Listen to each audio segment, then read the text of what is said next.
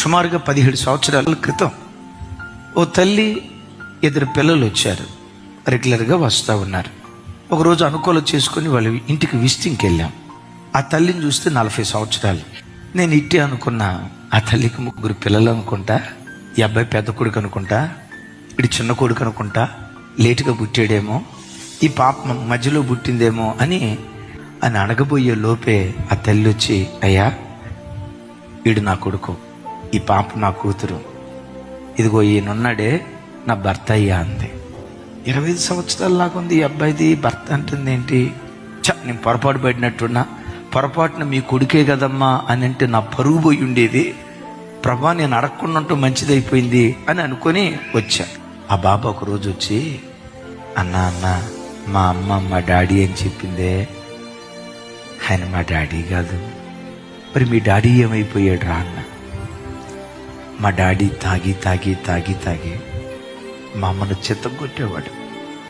పచ్చి తాగుబోతుగా బ్రతికే ఉన్నాడన్నా. పేరుకు తండ్రినే గాని, పేరుకు భర్తనే గాని ఏనాడు తండ్రి ప్రేమ పంచినోడు కాదు, భర్త ప్రేమ నా తల్లికి పంచినోడు కాదు. మా తండ్రి అట్లా దారి తప్పితే మా అమ్మ తప్పటడిగేసిందన్నా. మా ఊర్లోనే మా ఇంటికి దగ్గర తీసుకొని వచ్చిందన్నా. మా డాడీ కాదన్నా, నాకు అన్న వరస అవుతాడు అన్న. నేను నిశ్చేష్టునైపోయి చూసా. ఆ బిడ్డ నా చేయి పట్టుకుని ఏమన్నాడు తెలుసా? నేను మా నాన్న వంటి వాడిగా కాకుండా, మా అమ్మ లాంటి వాడిగా కాకుండా నేను మంచిగా బ్రతికేటట్లు నా కొరకు ప్రార్థన చేయండి అన్నా అన్నాడు. అక్షరాభ్యాసం లేని ఆ బిడ్డ 10th క్లాస్ చదువుకొని ITI పూర్తి చేసుకొని ఈ పట్టణంలో నెలకొచ్చి 60-70 వేలు సంపాదిస్తున్నాడు.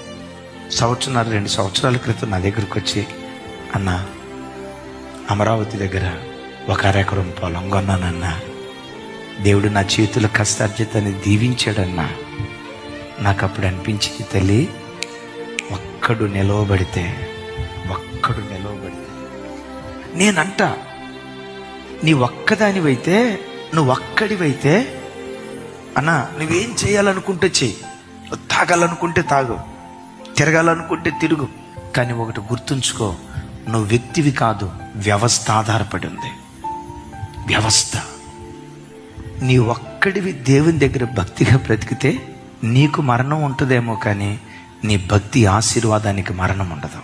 నువ్వు చేసిన ప్రార్థన దేవుడు గుర్తుకు తెచ్చుకొని 1000 తరాల వరకు పిల్లలను దేవుడు కరుణించడం ప్రారంభిస్తాడు.